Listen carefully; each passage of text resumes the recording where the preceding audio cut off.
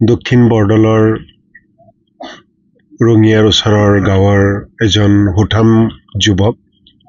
যোৱা 25 তাৰিখে নতুন বছৰ উপলক্ষে পথাৰত ভোজ খাবলৈ গৈছিল, খানা খাবলৈ গৈছিল আৰু একেখন পথাৰতে আৰু এদল যুৱক ৰঙিয়াৰ তেওঁলোকক খানা খাবলৈ গৈছিল। হঠাৎ কিবা এটা গাড়ীত লগাক লৈ এই ধৰ্মেন্দ্ৰ নাথক ৰঙিয়াৰ এই যুৱকৰ দলটোৱে আক্ৰমণ কৰে। সেই আক্ৰমণৰ খবৰ পাই ধৰ্মেন্দ্ৰ নাথৰ লগত যোৱা আন যুৱকসকল আগবাঢ়ি আহে,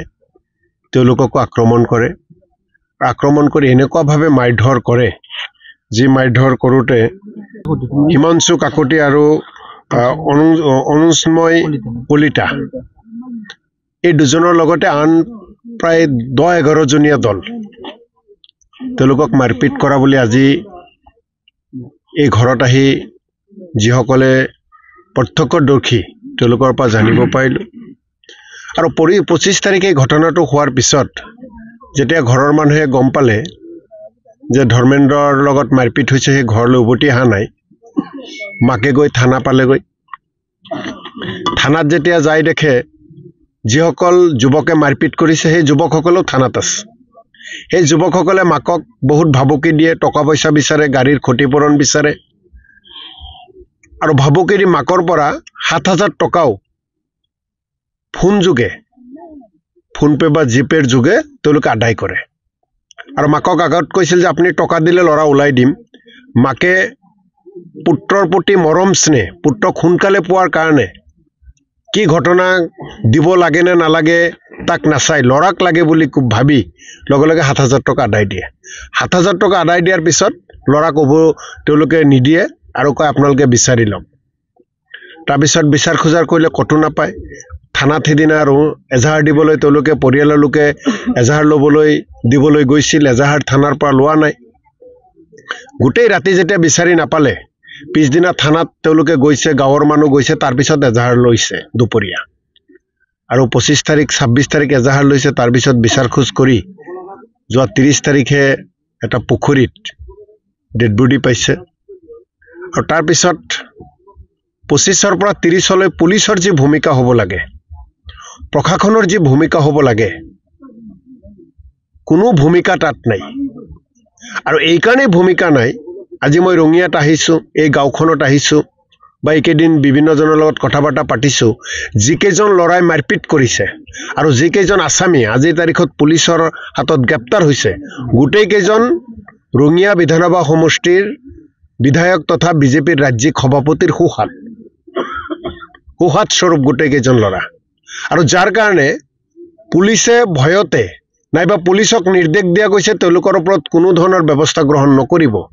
তাৰ বাবে পুলিচে গ্ৰহণ নকৰিলে। যদি 25 তাৰিখেই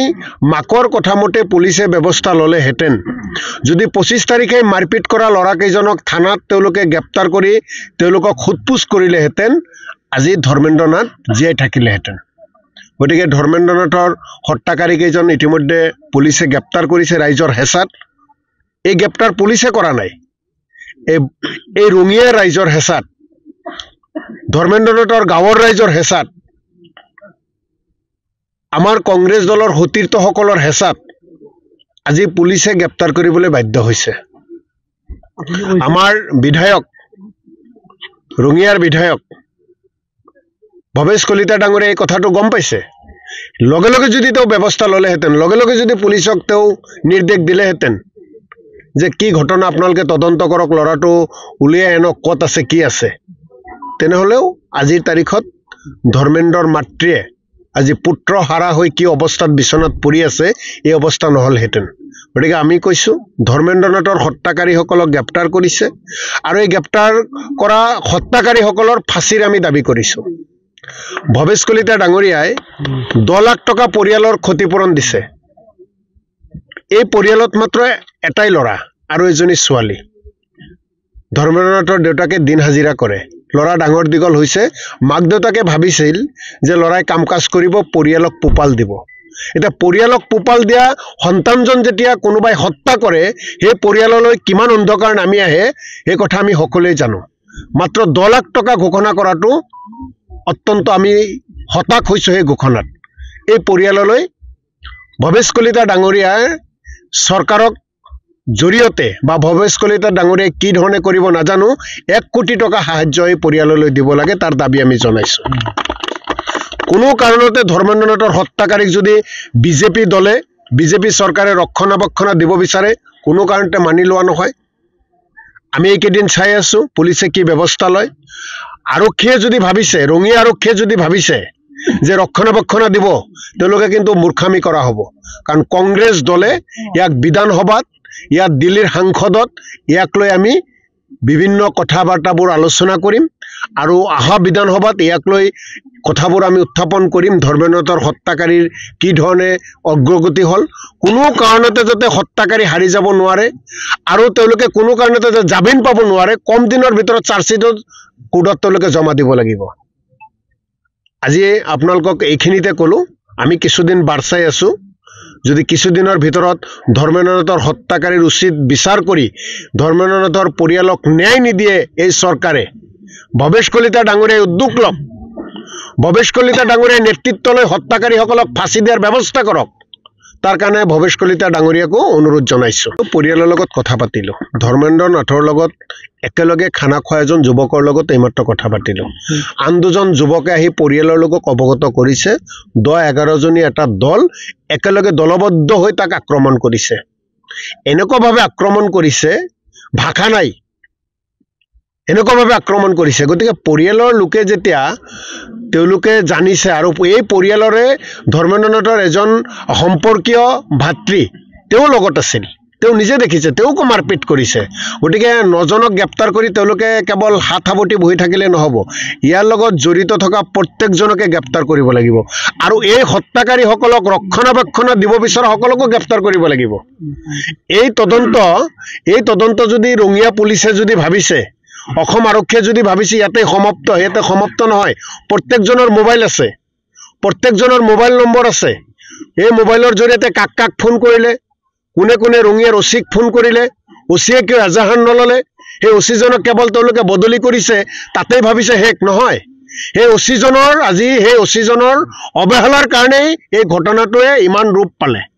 ওচিয়ে যদি উপযুক্ত ব্যৱস্থা ললেহেঁতেন এইটো নহয় গতিকে ওচিৰ উপযুক্ত শাস্তি হ'ব লাগিব আমি এইবোৰ চাই আছো আমি কেইটামান দিন অপেক্ষা কৰি আছো যে